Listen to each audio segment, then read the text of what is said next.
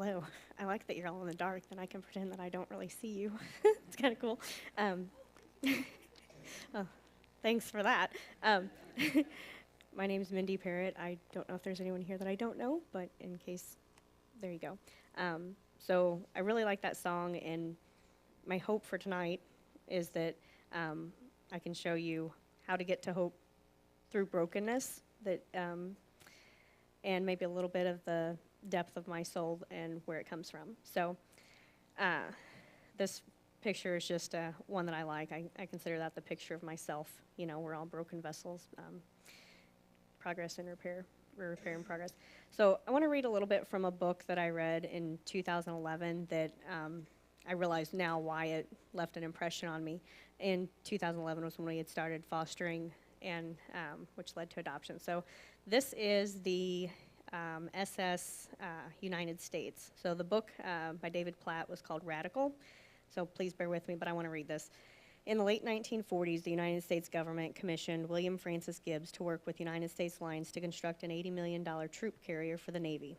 The purpose was to design a ship that could speedily carry 15,000 troops during times of war. By 1952, construction on the SS United States was complete.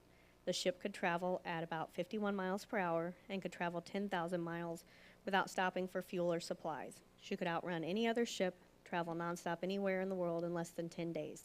Was the fastest and most reliable troop carrier in the world. The only catch is she never carried any troops, at least not in any official capacity. The ship was put on standby once during the Cuban Missile Crisis in '62, but otherwise she was never used in all her capacity by the U.S. Navy. Instead, the SS United States became a luxury liner for presidents, heads of state, and a variety of other celebrities who traveled on her during her 17 years of service. As a luxury liner, she couldn't carry 15,000 people. Instead, she could house just under 2,000 passengers. Those passengers could enjoy the luxuries of 695 staterooms, 4 dining salons, 3 bars, 2 theaters, 5 acres of open deck with a heated pool, 19 elevators, and the comfort of the world's first fully air-conditioned passenger ship. Instead of a vessel used for battle during wartime, the SS United States became a means of indulgence for wealthy patrons who desired to coast peacefully across the Atlantic. Things look radically different on a luxury liner than they do on a troop carrier. The faces of soldiers preparing for battle and those of patrons enjoying their bonbons are radically different. The conservation of resources on a troop carrier contrasts sharply with the opulence that characterizes the luxury liner. And the pace at which the troop carrier moves is by necessity much faster than that of the luxury liner. After all, the troop carrier has an urgent task to complete. The luxury liner, on the other hand, is free to casually enjoy the trip. This makes me wonder what would happen if we looked squarely in the face of a world with 4.5 billion people going to hell, 153 million orphans, 26,000 children dying daily of starvation and preventable diseases, and decided to move our ship into battle instead of sitting back on the pool deck. So I'll share a little bit of my early years, I guess. My father passed away when I was 16 in '94, and that same year, most of you know Sam, who's kind of like my little brother. Before Sam was born, he had an older sister. And so while we were getting ready to spend our Christmas, first Christmas without Dad, Christmas Eve, waiting for everybody to get at the house, Beth was tragically killed in a car accident. So watching his mother go through the loss of what was at that time her only child was kind of impressionable. It made me have sympathy for a situation that I obviously did not have empathy for at that time. But it really, really hit me as being something that I thought, no one should have to do that, right? Like, that's not natural. And for years, I actually said that I would never wish that on my worst enemy because it was just a really hard thing to watch. So anyways, so this is my troop carrier. So it looks radically different than a luxury SUV. It has no leather, no heated seats or mirrors, no Bluetooth phone.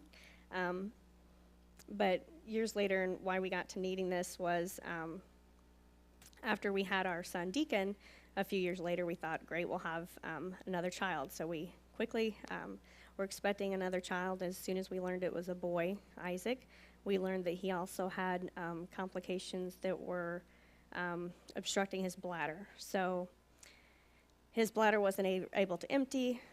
It swelled up, damaged his kidneys, and restricted the growth of his lungs. So they told us that he wasn't going to have much chance of survival.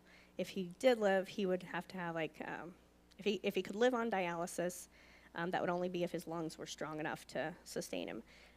So when he was born about 6 weeks early.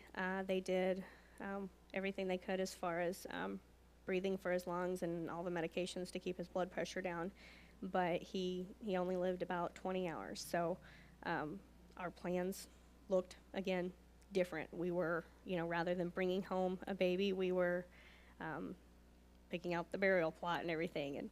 And so part of the things I want to talk about tonight, too, is how our hearts need to be broken to make space, to grow them, to make space for new life, and the importance of being broken continually and remembering your brokenness. So this next example is just a visual that I've always liked, and I think I know why, because when I was a kid, my mom would always tell me that someday you're going to grow, and you might have these things like growing pains and stuff. I'm like, yes, all right, I'm ready. And I realized that I love her, but she lied, because that never happened. So maybe that's why I'm fascinated with this type of procedure, but I don't know, I like to look at it. But so this leg lengthening process, they break the bones, they pull them apart, put these pins and rods into them. A couple years, that bone grows, and then they need to do it again.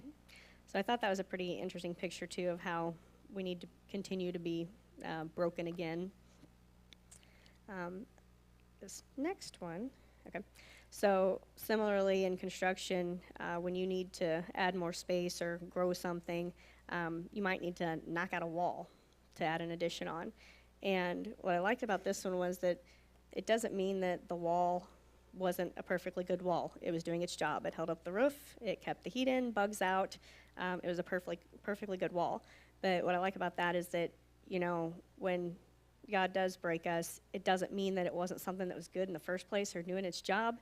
It just means that it needed to look different. He needed to use it for a different purpose. Okay, I'm going to figure this out here. Okay. So I want to read a little bit from Romans 5, 3 and 4, and then go through it a little more in depth. We glory in tribulations, knowing that tribulation produces perseverance, and perseverance, character, and character, hope. So how do we glory in that? Glory, coming from the Greek word kauhaumai, it means to boast or rejoice. So we tell our story. We tell our story as a way to celebrate things, as a testament to the power of God. And like I was talking about, the importance of remembering our brokenness, our times of brokenness. It's a form of remembrance. Just as we remember everything he did on the cross, we need to remember everything he did at each of those times in our life. I do make it a point to say that I try not to dwell on any of those seasons. They're all for a season. But for me personally, dwelling in them, getting stuck in them, I guess I should say, would do him a gross disservice to his power and his ability to bring us through it all. So the importance, too, of telling our testimony is remembering that our testimonies are all different. I like to think of them as like a spiritual fingerprint.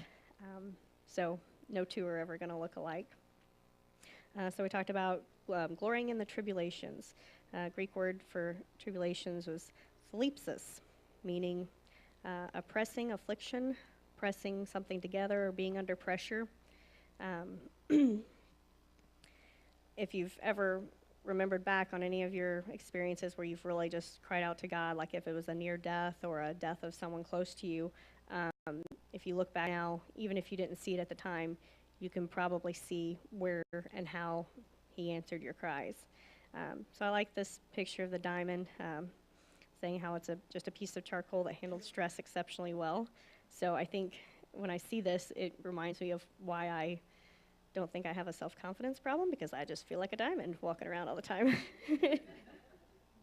Some other things that I was thinking about with the song, "The Cross Meant to Kill Is My Victory," made me think about how, we all have a cross that we carry around, and things that the world throws at us or attacks of our flesh that are meant to actually kill us, or where we can all find our victory.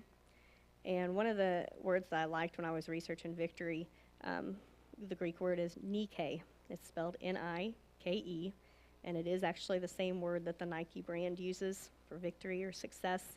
And I thought it was funny that they pronounce it Nike, so I like to pretend that they're all saying it wrong now, of course. So I'm going to start a movement where you walk around and use the word Nike to pronounce it correctly.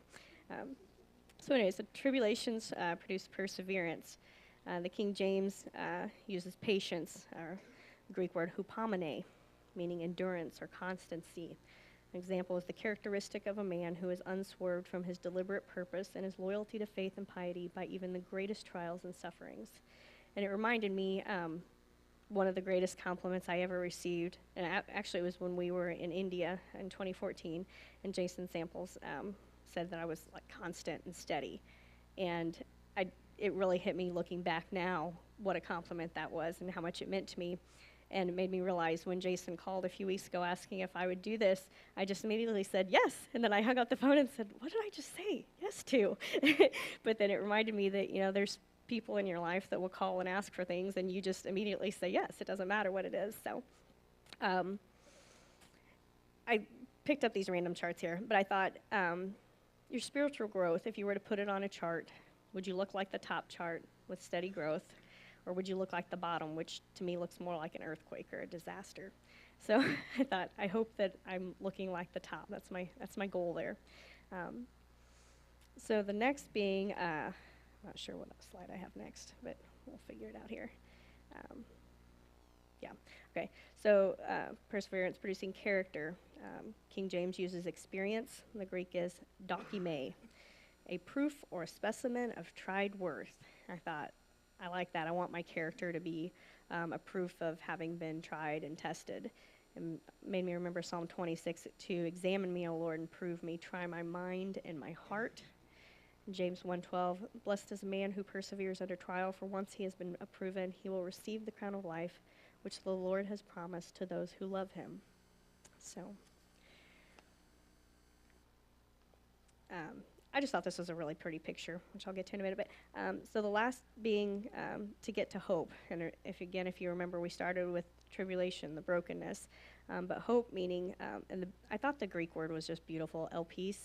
To say that, it's just a beautiful word to me. I thought I could just go around saying that all day. The expectation of good, a joyful and confident expectation of eternal salvation. And I loved that it had the word confident in it because I think so many times, we're not confident in different aspects of our walk with the Lord, but I think it's important that we are. That in which one confides or to which he flees for refuge. And it made me think, where do you go when times get tough? Do you run home and isolate yourself and shut the door, turn off the phone? Or do you seek fellowship? Do you call up your friends and say, I'm in a bad spot. I'm really hurting, and I need some fellowship. Can we go do something? So I thought that was really important.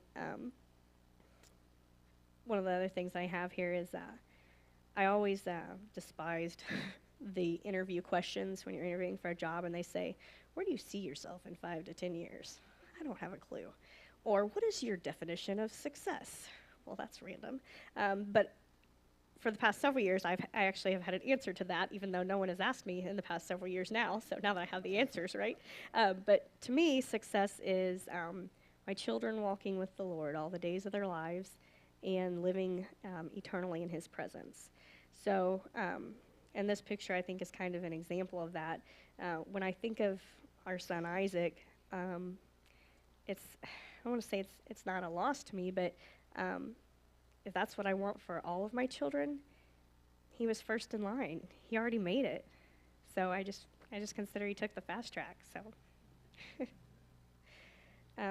this last picture I have, I just think is beautiful. And so this is the Japanese art of kintsugi or kintsukuroi. And what they do is they take broken pottery and they repair it using a gold or silver powder and a lacquer, and they put it together. But they, use something like this as opposed to we use clear super glue around here. But the gold and silver, they now consider it to be more beautiful, specifically because it has been broken and because it has a story to tell. And so I thought that was pretty cool about us. I thought, when I think of myself, I think of something like this. I hope that, well, actually I know that I think we are all more beautiful because we've been broken and now that we have a story to tell. So I think it's important that we tell our story. So, thanks.